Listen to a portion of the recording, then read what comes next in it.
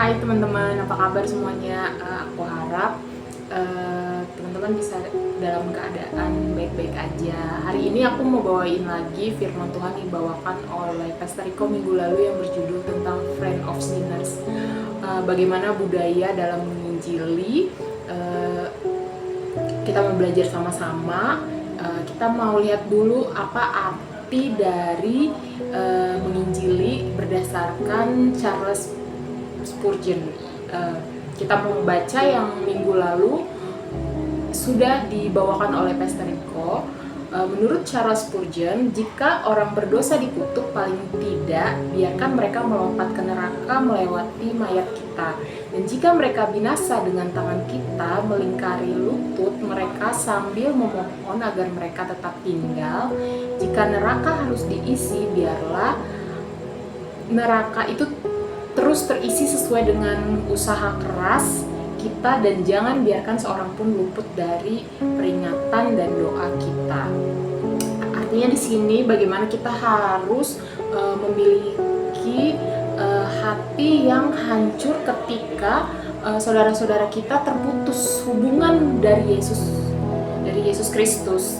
Kita harus melakukan segala apapun yang kita bisa untuk bisa mempertahankan teman-teman kita atau orang-orang sekitar kita yang mereka sangat dipengaruhi oleh dosa mereka, sehingga mereka menjadi punya hubungan yang terputus dari Yesus. Dan agar tujuan utamanya juga adalah mereka dapat melihat kebaikan dan tentang Injil Yesus Kristus itu sendiri. Kita mau belajar bagaimana Tuhan Yesus ketika Yesus datang ke dunia ini untuk menjalankan misinya dalam menginjili. Kita mau buka dulu di Lukas 7 ayat 34. Di Lukas 7 ayat 34 di sini menceritakan bagaimana perbedaan antara gaya hidup Yesus dan gaya hidup Yohanes Pembaptis. Bagaimana gaya hidup Yesus ini dia berteman dengan atau bersahabat dengan orang-orang berdosa, sedangkan kebalikannya dari Yohanes Pembaptis, dia memiliki gaya hidup yang lurus-lurus aja, yang benar-benar sesuai dengan Taurat Tuhan. Sehingga di sini kita bisa lihat bagaimana Tuhan Yesus mengambil misi dari Bapa untuk bisa menjadi sahabat orang berdosa, karena cara Yesus melihat orang berdosa adalah orang sakit yang membutuhkan seorang tabib, dan untuk dia bisa pulih. Jadi Tuhan Yesus datang sebagai sumber agar orang-orang sakit, dalam tanda kutip hidupnya sudah terpengaruh oleh dosa, mereka bisa kembali pulih. Sama seperti apa yang Tuhan Yesus katakan ketika Farisi dan juga ahli Taurat mengejeknya. Tapi yang Yesus katakan adalah bukan orang sehat yang memerlukan tabib, melainkan orang sakit. Nah, kita mau belajar lagi di Lukas 5 ayat 32 dan juga di Lukas 19 ayat 10. Sama seperti yang tadi aku katakan sebelumnya, bahwa yang membutuhkan tabib itu orang sakit, bukan orang sehat. Kita mau baca di Lukas 5 ayat 32. Aku datang bukan untuk memanggil orang benar, tetapi orang berdosa supaya mereka bertobat. Dan di Lukas 19 ayat 10, sebab anak manusia datang untuk mencari dan menyelamatkan yang hilang. Bagaimana di sini kita bisa lihat Yesus bersahabat dengan orang berdosa supaya orang-orang berdosa ini tidak hilang dan tetap berada di dalam keselamatan yang Tuhan Yesus berikan. Bagaimana dengan di Yakobus 4 ayat 4? Di sini kita bisa lihat perbedaan antara berteman dengan dunia dan juga menjadi sahabat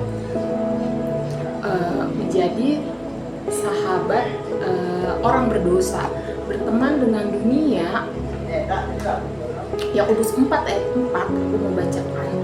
Hai kamu orang-orang yang tidak setia, tidakkah kamu tahu bahwa persahabatan dengan dunia adalah permusuhan Tuhan dengan Allah. Jadi barang siapa hendak menjadi sahabat dunia ini, ia menjadikan dirinya musuh Allah. Di sini kita lihat perbedaannya di Yakobus 4 ayat 4, yaitu bersahabat dengan orang berdosa dan juga bersahabat dengan dunia. Kita lihat minggu lalu Pastor Iko sudah membawakan sahabat orang berdosa berbeda dengan bersahabat dengan dunia. Kita mau lihat secara konteksnya dulu, yaitu bersahabat dengan orang berdosa adalah kita bersahabat dengan mereka dengan kasih tanpa syarat dan juga memberikan apa yang bisa kita berikan kepada mereka tanpa syarat, dan juga agar bisa membuat atau merasa dirinya layak. Sedangkan dunia, bersahabat dengan dunia melihat sebaliknya, bahwa orang yang bersalah atau berdosa tidak layak dikasihi. Lalu kita lihat tujuannya, yaitu memperlihatkan kebenaran bahwa kita memiliki harapan baru di dalam Tuhan yang membawa keselamatan.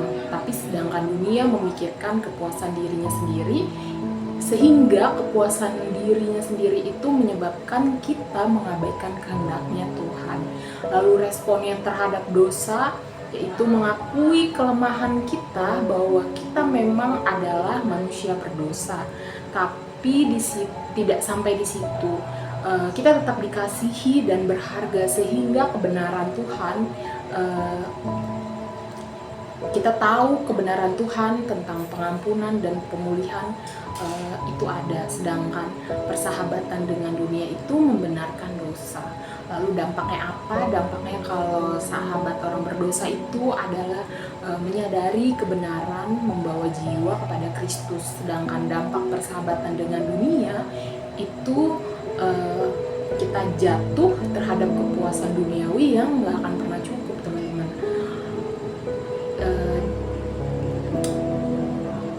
Dan kita mau buka lagi di kitab Yudas 1 ayat 22 sampai 23. Aku mau tutup dengan ayat ini, teman-teman, yaitu kita mau baca bareng-bareng. Tolonglah mereka yang mempunyai keraguan, selamatkanlah mereka yang hidup dalam bahaya dari api neraka. Ada sebagian orang yang perlu kamu perlakukan dengan belas kasihan dan dengan rasa takut akan Tuhan. Tetapi hati-hatilah supaya kehidupan kotor mereka tidak menular kepadamu.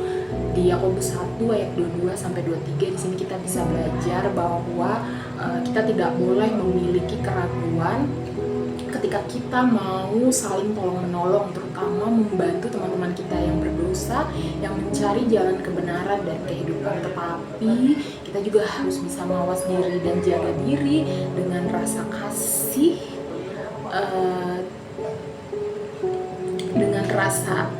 dengan rasa takut akan Tuhan, supaya kita bisa tetap menjaga diri kita, Roh Kudus menjaga diri kita dari kehidupan kotor mereka, supaya bukan kita yang menjadi mereka sama seperti mereka, tetapi mereka sama menjadi seperti kita, yaitu anak-anak terang. Teman-teman, aku udah selesai. Nanti ada beberapa pertanyaan, ada 3 pertanyaan yang nanti akan dijawab di breakout room setiap kelompok. Teman-teman bisa nanti jawab masing-masing di setiap kelompok ya, teman-teman. Aku udah selesai, terima kasih.